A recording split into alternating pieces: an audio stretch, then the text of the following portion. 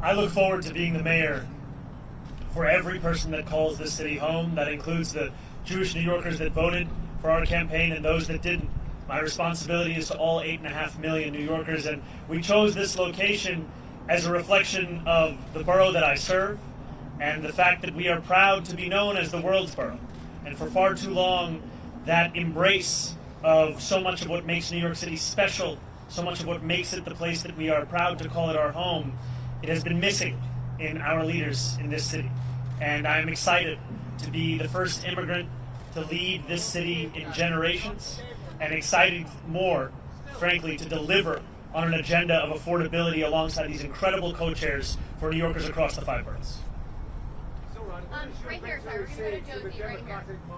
Hey, how are you? Obviously the members of your transition team span different realms of experience. However, I'm not seeing people who specialize in education or public safety, which are 2 major arms of your agenda. Are you looking to add people with that type of experience to the transition team? And then this morning, FDNY Commissioner Tucker sent in his resignation. I know you've talked about adding people to your future administration who span ideologies. Do you have any concern that maybe some of them won't want you? I look at these 4 incredible co-chairs of our transition team, and what I see are those who have had their careers defined by an excellence that we want to characterize the very city hall that we are looking to build. These will be the leaders of our transition, and also this transition will expand and extend beyond any one specific set of issue areas. So the topics of education and public safety continue to be of immense importance. We continue to prepare for the delivery on those very issues alongside the others that concern New Yorkers, and that will be the work of the next 57 days. And just to your second question, I am willing to consider anyone to work in my city hall so long as they are committed to working for my administration and to delivering on an agenda to lower costs for New Yorkers in the most expensive city of the United States. All right, we'll go to Sam over here. Mayor-elect Mamdani, Sam Alcock from Democracy Now! I have 2 questions. One, what should New Yorkers know that you were asking from Mayor Adams during the transition for the next 2 months? And second, you are not going to be the mayor for the next for 2 months, but for months now, ICE agents have been abducting immigrants out of 46 Federal Plaza. What is your message to the ICE agents abducting immigrants? My message to ICE agents and to everyone across this city is that everyone will be held to the same standard of the law. If you violate the law, you must be held accountable. And there is sadly a sense that is growing across this country that certain people are allowed to violate that law, whether they be the president or whether they be the agents themselves. And what New Yorkers are looking for is an era of consistency, an era of clarity, an era of conviction. And that is what we will deliver to them. And I am looking forward to having conversations with Mayor Adams and his administration about the work of the transition to ensure that the handover is a seamless one and that it is one that benefits the shared work we all have to deliver for the people who call the city home. Thank you, Andrew. Congratulations on your victory. Thank you. Quick question. One is, Everybody's asking too. how quickly do you think you can clarify for everyone that you not only intend to keep Jessica Tisch, but that she actually will stay as police commissioner? And when will you be able to close the loop? And my second question is, before speaking last night, were you waiting for a concession phone call from Andrew Cuomo, and are you disappointed that you didn't get one? I've made my intention clear to retain Commissioner Tisch, and I look forward to having conversations with her on that very subject. Last night, I spent time with my wife, with close members of my team, as we watched the results come in. I spoke briefly with Curtis Sliwa, and then I headed to address the thousands of New Yorkers that were there, waiting to hear of what this new era of government will look like. And that is always my focus. Not on the candidates of this past election, but rather on the people that are so often left behind by our politics. I look forward to serving. And Morgan. Hi, sir. How are you? Doing well. How are you, Morgan? Hanging in there. So just 2 quick questions. Mayor Eric Adams just announcing that he plans to offer former employees who participated for receiving the second COVID vaccine, offer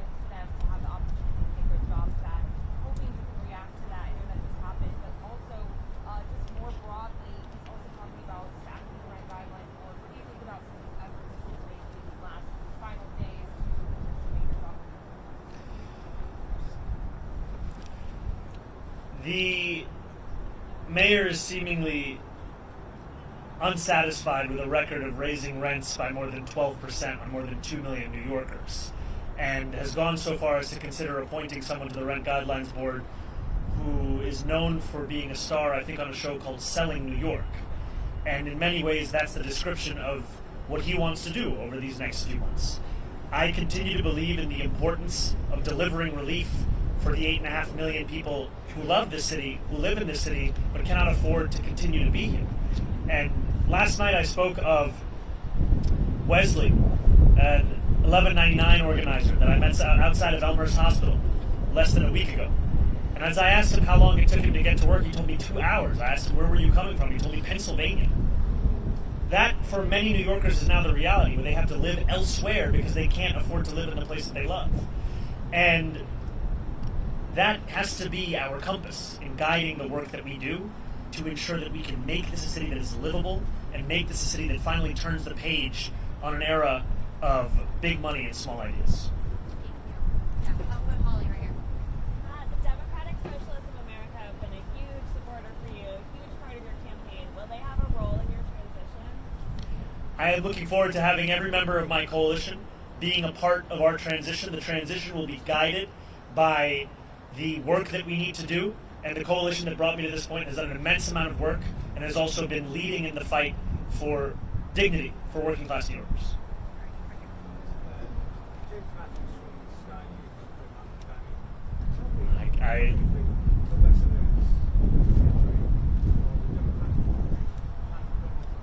First, I just have to say I've spent many days in my youth watching the transfer window close, final hours on Sky News, so it's a pleasure to have you here.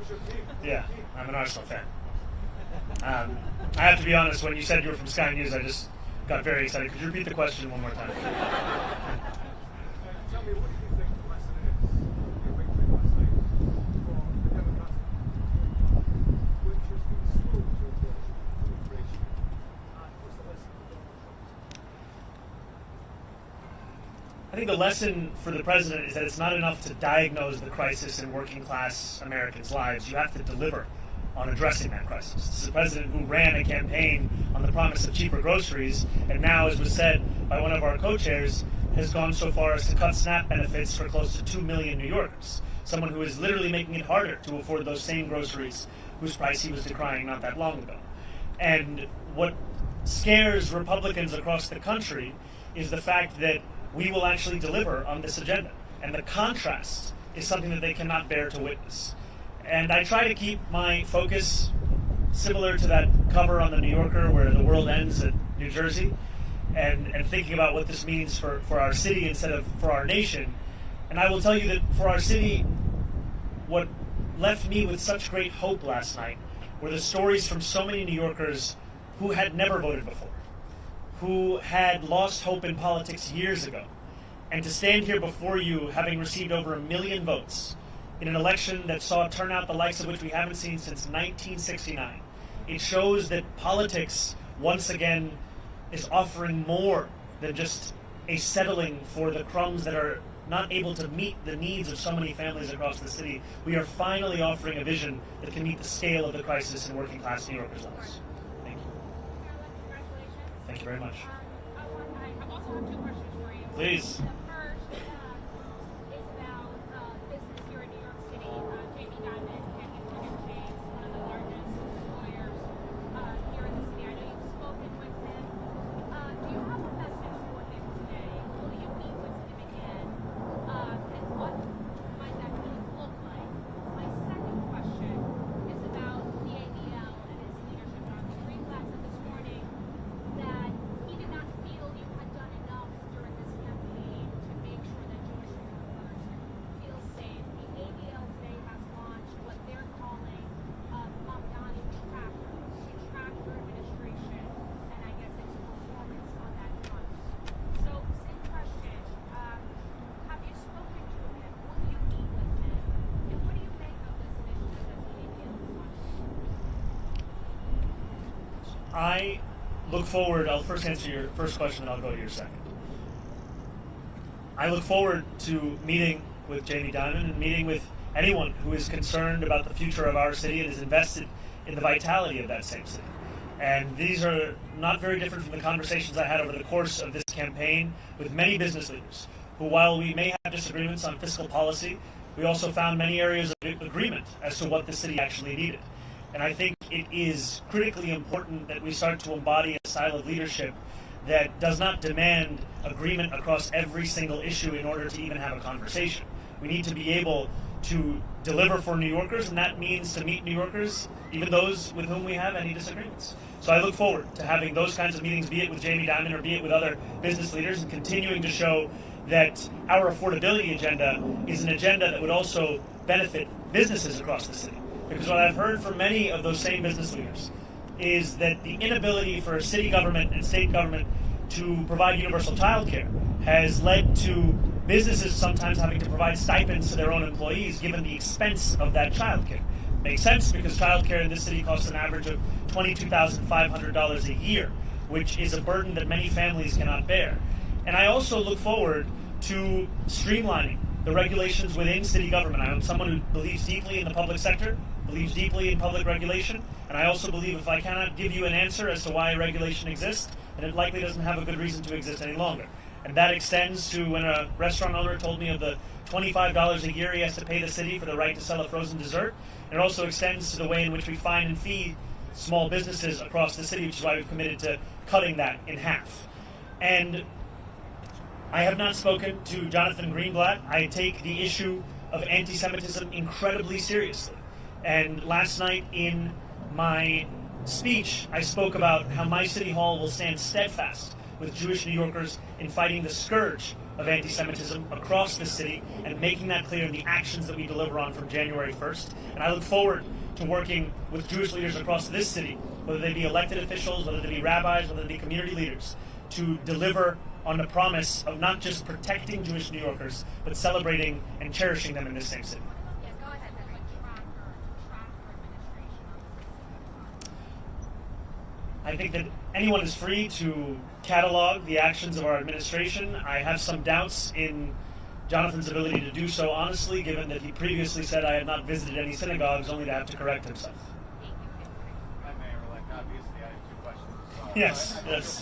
It's a 2-for-1 day. Oh, yeah, a little more interesting. So, on President Trump and on delivering real, tangible results, as you alluded to last night with your new era, as Maria Torres-Springer just said, how do you balance, or have you given thought to balancing combating President Trump and not getting lost in that fight where you are not delivering the campaign promises?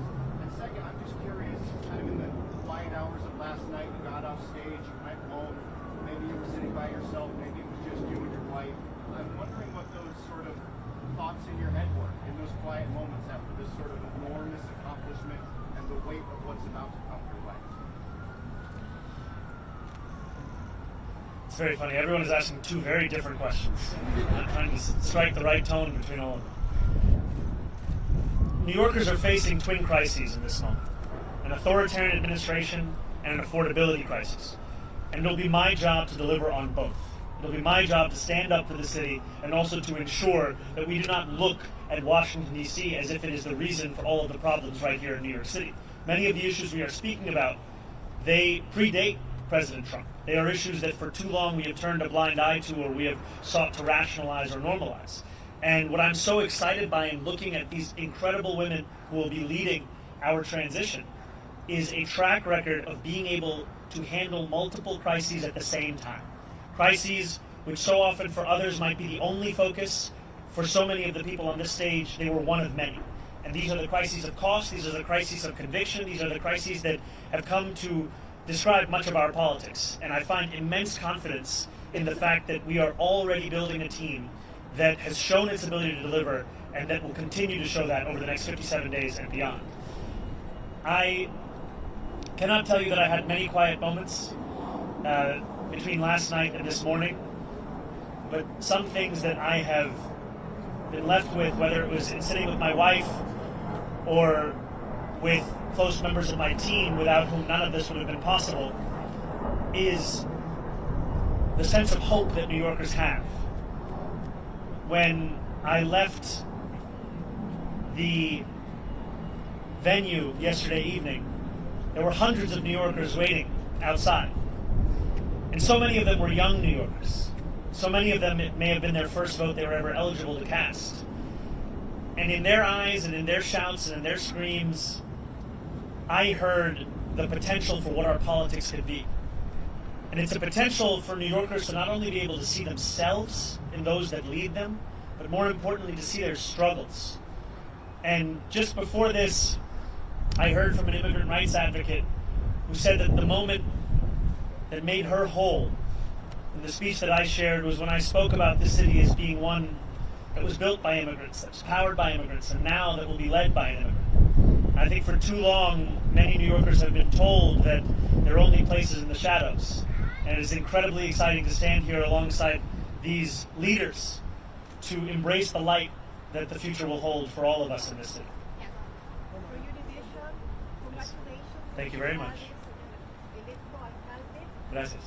One of the things that we're seeing is that many Hispanics went to you in the last 2 weeks after leaving Governor Cuomo with the hope that you would actually advocate for them with President Trump. Do you see that happening anytime soon? Will you actually be holding the fact that you actually do dialogue with him as the White House reaches out to you at all to congratulate you? And if not, are you even considering talking to President Trump when things are going on? The White House hasn't reached out to congratulate me. I continue to be interested in having a conversation with President Trump on the ways in which we can work together to serve New Yorkers, whether that be delivering on his campaign promises around cost of living, or the many issues that New Yorkers have been sharing with me about the drastic impacts that the legislation that President Trump has ushered through Washington will mean for them and their lives. Too often we understand these impacts solely at an individual level, but if we just speak a little bit more about SNAP benefits, these are not just affecting the close to 2 million New Yorkers who are on SNAP, these also affect the grocery stores across our city. There were a number of mom and pop owned grocery stores that spoke to me about the fact that in the Bronx, SNAP revenues make up more than a quarter of all of their revenue. And this has the impact of decimating their ability to keep their doors open. And so I look forward to having those conversations and to making clear that if there is ever anything to be spoken about that could benefit the people of the city, I am ready and willing to speak to anyone about it. But if it is a conversation to come at the expense of those people, then I will fight that idea tooth and nail, because my job is to serve this city.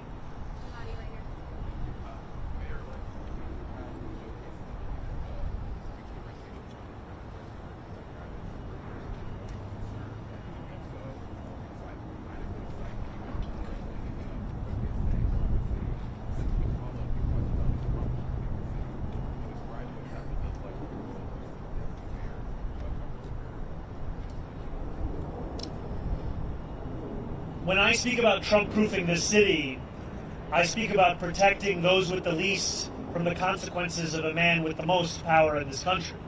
It is in part a reference to the need to ensure that any fight for additional revenue is one that also looks to try and protect those same New Yorkers from these kinds of cuts to the greatest extent that we can. And it's also a commitment to ensure that so many of the storied parts of city government return back to the moments where they were on the front lines of fighting for dignity and civil rights, and I think specifically of our city's law department. This is a law department that, when you think of the seminal civil rights cases of this country, they were there. And yet today it has 200 fewer lawyers than it did before COVID.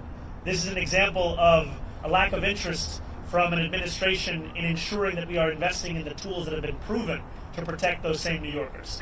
And I will not mince my words when it comes to President Trump. I will continue to describe his actions as they are, and I will also always do so while leaving a door open to have that conversation, because it cannot be understood as if it is an argument between two individuals. I am looking to lead this entire city, and everything that I do must be to the benefit of this city, and I look forward to delivering for that same city. Yeah, hi. Hey, how's it going on? After your win last night, a lot of critics went to our comment section in the social media news we run, saying, talk to the Mamdani supporters in 6 months, see how they feel. Talk to them in a year, see how bad it's going to get. Do you have any comments on how those folks are reacting and how you're going to do it? Well, first I'd say we've come a long way since that conversation in Astoria Park, and it's lovely to see you here. I think that there were many who said similar things when we launched our campaign on October 23rd. Talk to the campaign in 6 months, talk to the campaign in a year, see where they are. And what we've shown is that the hunger, the dedication, the commitment to excellence and delivering in the ways in which we have been told are impossible, this is what will typify our efforts. It has thus far. This is what will describe them moving forward. And the passion, as Maria had said, of an undimmed potential for government to meet the needs of working people across this city, that is something that we fully intend to deliver on. These were not words that were shared as a means by which to inspire people for the purpose of an election. These were commitments that were made that we intend to deliver on to ensure that New Yorkers can live in the city they call home.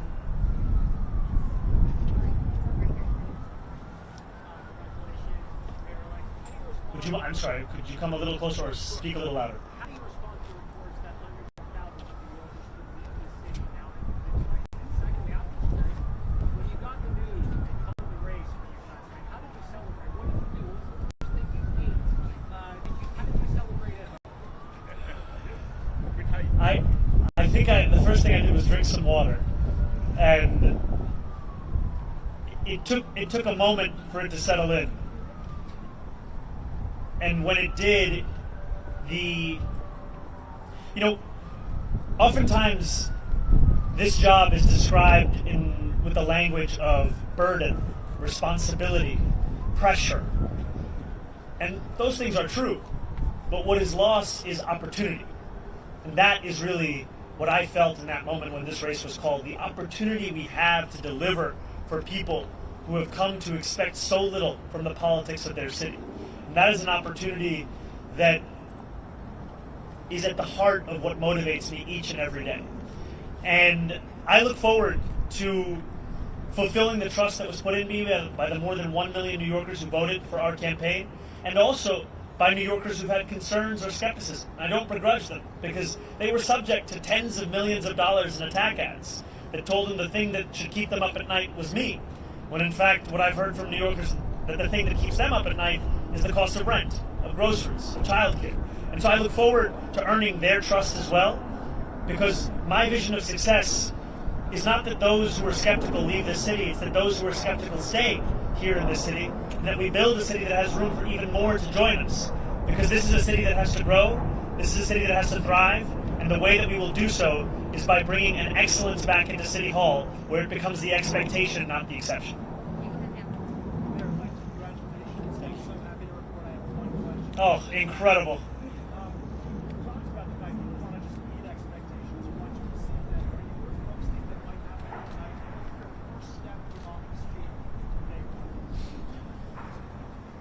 My first day in City Hall will look like my last day.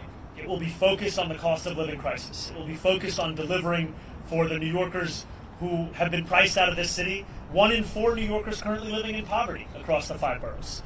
And what excites me so much about being on the stage alongside these incredible leaders is that this is not a job that can be done alone. This is not a job that can be done by one person with one vision. It is a job that must be done by a team that is united in purpose in fulfilling the agenda that we ran on, an agenda of affordability.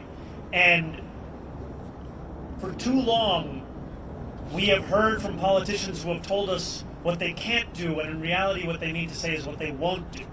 And I'm excited to prove that making people's lives better is not simply an ideal, it is something that we can fulfill in the day-to-day work of our administration.